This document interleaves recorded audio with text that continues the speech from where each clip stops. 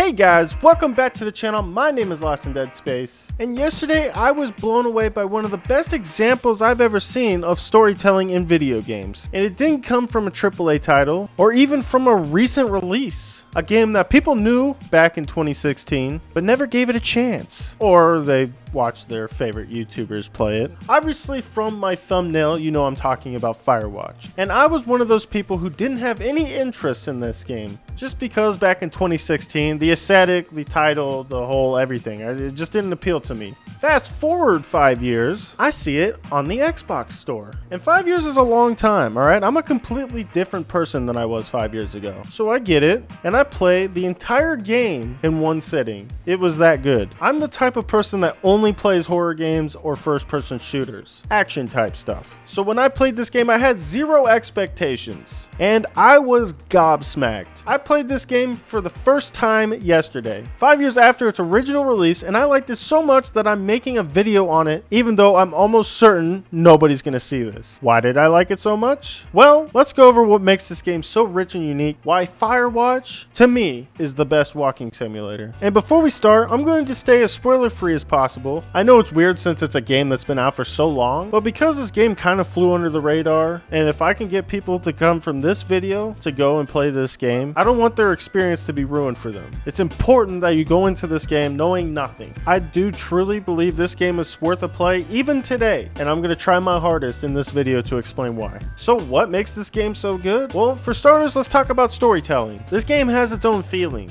It's hard to describe, but you know how you get a special feeling when you're watching a Harry Potter movie or reading a Stephen King novel? This game has that, but it's its own unique feeling. A feeling of adventure, confusion, suspense, and curiosity. The game just starts off with 2 or 3 paragraphs about the background of the main character, Henry. A truly upsetting story that brings Henry to the point where he needs to escape life and start anew. He applied for a job at the Yellowstone National Park to be a Firewatch and left his life behind. This doesn't sound that interesting on paper, trust me, I know. This is why I passed it the first time. And I'm purposely trying to stay spoiler free as possible, but just believe me that his story really sucks and it really hits the feels. But this is where the game starts. And something I love about games like this is that they're not trying to shove story down your throat. There is no more information given to you unless you want it. And right off the bat, the atmosphere brings heavy curiosity, making you want more. You still don't care about this game yet, but for some reason, there's this feeling. You're like, all right, I'll try it out. The rest of the story, however, is told, if you want it,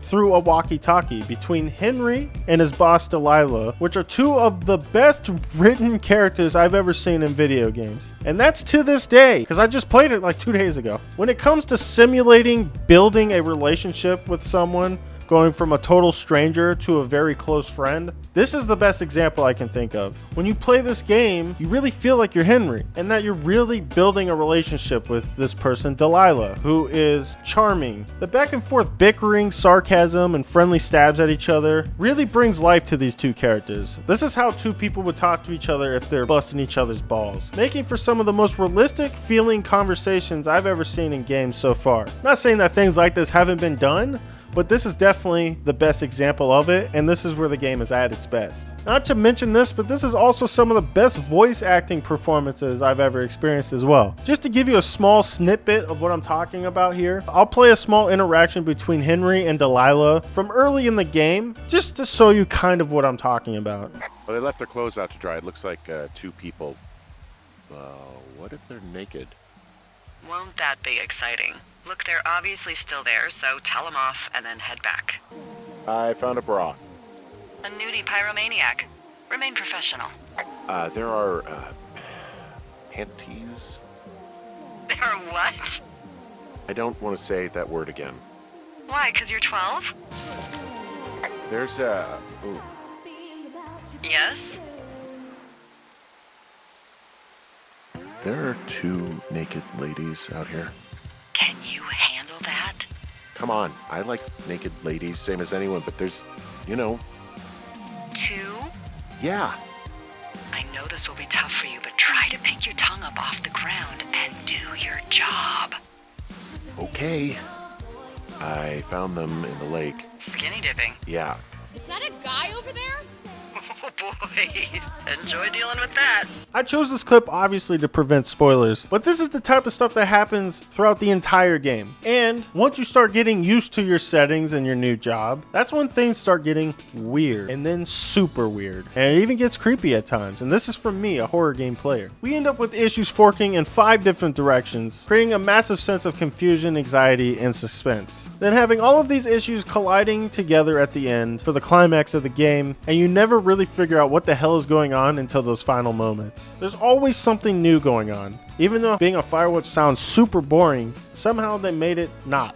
And it doesn't rely on over-the-top action scenes, or sex, or horror to create atmosphere or intrigue. It's a peaceful yet stressful experience. This game just radiates a feeling that never goes away even at the end of the game. Henry ran away from all of his problems just to end up in a much larger shitstorm he has to deal with. And while he's dealing with this mess, he's still trying to deal with all these issues that he ran away from. Like I said, it may not sound that great on paper. Trust me, I know. There's a reason why I didn't play this for the longest time. It's the execution and the delivery mixed with how easy it is to play this game and enjoy it. That's what makes it so special. Think like the Stanley Parable. Something like that wouldn't have been as legendary as it was if the narrator sucked at voice acting. When this game was over, it left me with wanting more. I have a hard time focusing on stuff, so for a game to keep my focus for over 4 hours, that really says something about the quality. And it seems Valve was really impressed as well, because they bought the company 2 years after this game's release, which is the only game they've made, and they are now working on a game with Valve with a unknown release date, and I'm super excited to see what they come up with. If it's anywhere as good as Firewatch, I know it will be a success, and because Valve's backing them, it won't go unnoticed like Firewatch was. If you guys played Firewatch and liked it as much as I did, let me know down in the comments below, or if you think I missed something. And if you've never played Firewatch, I highly suggest you do play. It's definitely worth the time. But if you want to see more videos that I've done about underrated games, try this video I made about Battlefield Hardline and why we never got a second one. Or try my video about if Fallout 76 is considered good or bad now. Or if you want to see me be more critical,